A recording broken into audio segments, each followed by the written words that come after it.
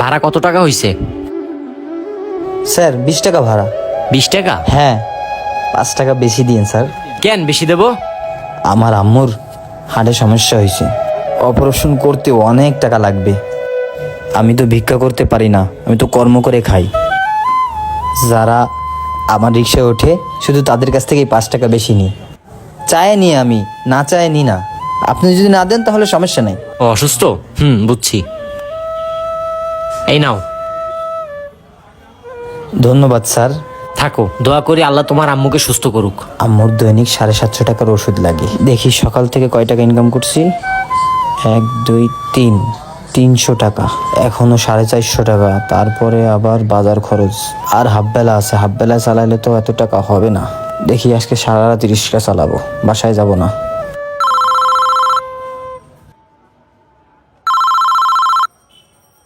অসময় বাসা থেকে ফোন। হ্যালো, তুমি তাড়াতাড়ি বাসায় আসো, আমেনার সকাল থেকে 104 জ্বর, কোনো মতেই কমতিছে না।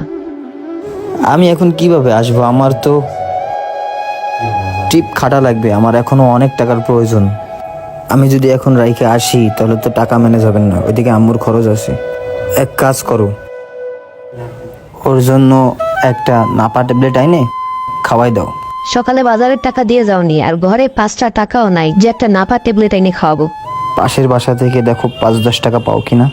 পাশের ঘরের ভাবি 500 টাকা পায়, সকালবেলা আইসা একবার চায় গেছে। 3 মাস হয়ে গেল, এখনো দিতে পারিনি। এখন কিভাবে যায় ওনার কাছে 5 টাকার জন্য? আচ্ছা, আমি দেখতেছি কি করা যায়। কি যে করি, এই রিক্সা চালায় আর হবে না, একটা কিছু করতে হবে। যাই বন্ধুর কাছে যাই, কোনো উপায় পাই কিনা। ছোট ব্যবসা হলেও করতে হবে।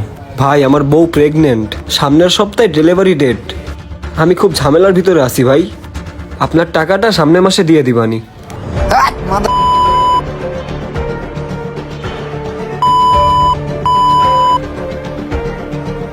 আল্লাহ, কি যে করি। হে সাকিব বন্ধু, কি অবস্থা? একটু ঝামেলার মধ্যে আছি বন্ধু। কি আর বলবো বল, আমার আম্মুর বুঝছিস হার্টের সমস্যা, মেলা টাকার প্রয়োজন। রিক্সা চালায়া বাজার খরচই ওঠে না, আর ওষুধ পানির খরচ কিভাবে উঠাবো? আর বাচ্চাটাও অসুস্থ হয়ে পড়ছে। বুঝলি বন্ধু, সব দিক থেকে আমি এখন হতাশ হয়ে যাচ্ছি। সারাদিন রিক্সা চালাইলেও তো 600-700 টাকা ইনকাম হয় না। কিস্তি আর কিস্তি, এই ভ্যান চালায় কিস্তি দিতে পারতেছি না আর। বন্ধু, এই রিক্সা চালায় আসলে সামনের দিকে আগান যাবে না।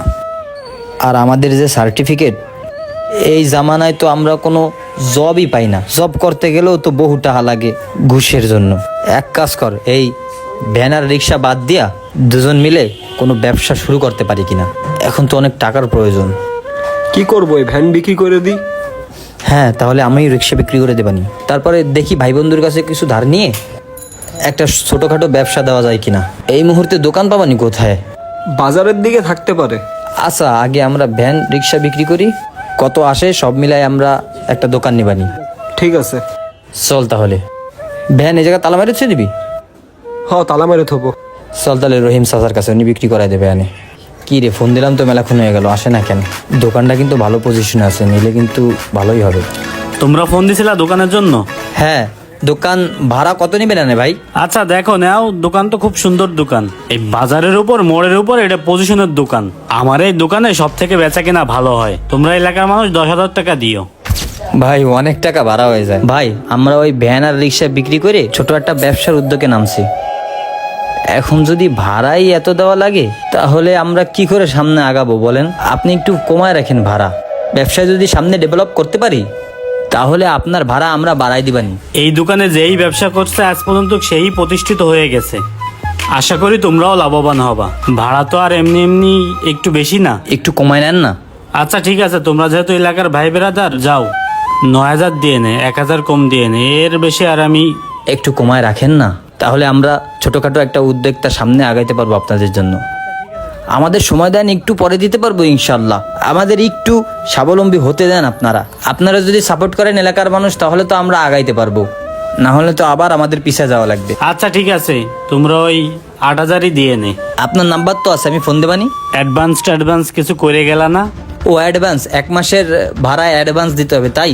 আরে না, প্রথম মাসের অ্যাডভান্স কেন কেন তোমরা কি জানো না দোকান নিতে হলে অ্যাডভান্স দেওয়া লাগে? কত?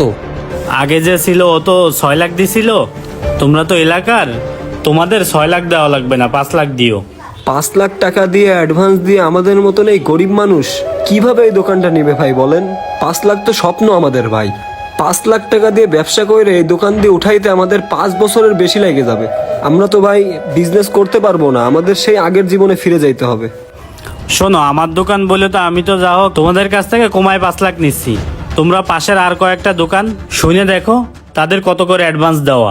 দেখেন, আপনাকে যদি আমরা 5 লাখ টাকা দিই, আপনি এই 5 লাখ টাকা করবেন কি? ব্যাংকে রাখবেন, ওইখান থেকে সুদ খাবেন।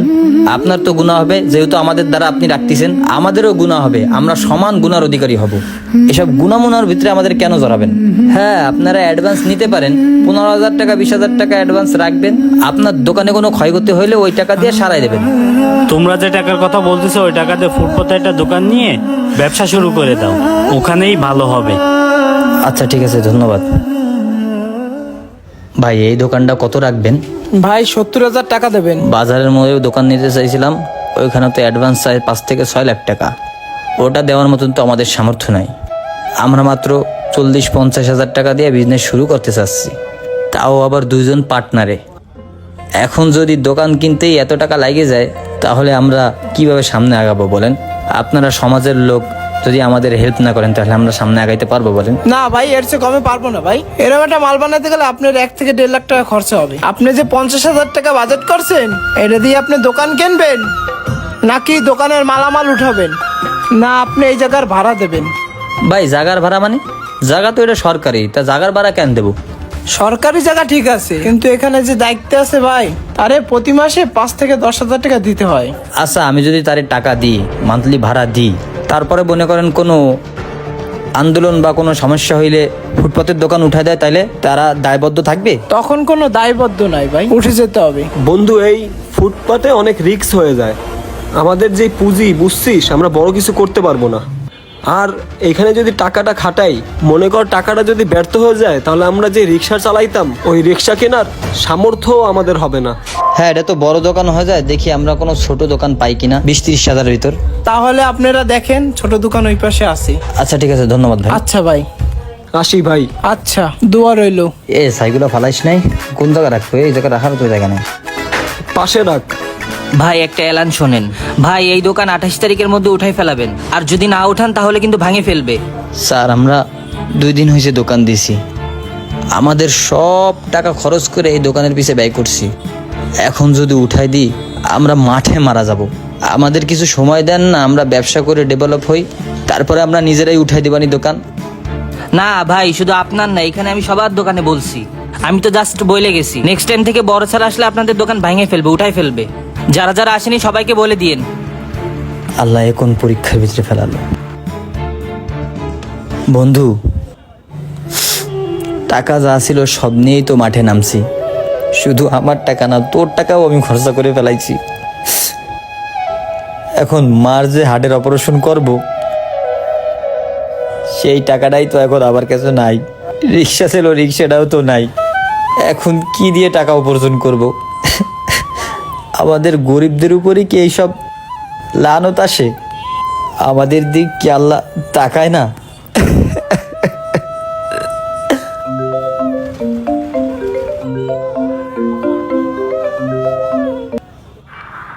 হ্যালো সুলতান ভাই, কোথায় আছেন?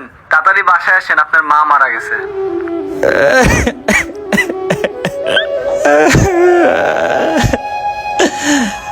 যার জন্য এত কিছু করছি, সেই এই দুনিয়া থেকে চলে গেছে। বন্ধু, ও কান্দিস না, আল্লাহর মাল আল্লাহ নিয়ে গেছে, ভাঙ্গে পড়লে হবে না। এখনো তোর বউ বাচ্চা আছে, চল আমরা দেখি অন্য কিছু করতে পারি কিনা।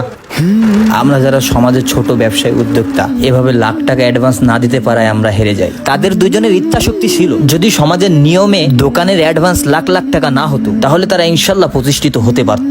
শুধু তারা নয়, আমাদের দেশের অনেক মানুষ লাখ টাকা অ্যাডভান্সের কাছে হেরে যায়। আমাদের কুরাইশ ব্রাদার্সের পক্ষ থেকে সকল দোকানদার মালিকদের বলি, ছোট ব্যবসায়ী উদ্যোক্তাদের পাশে দাঁড়ান। কাল কিয়ামতের দিন অবশ্যই আল্লাহর রহমত আপনার পাশে দাঁড়াবে। ভিডিওটি ভালো লাগলে অবশ্যই শেয়ার করে দেবেন। ধন্যবাদ।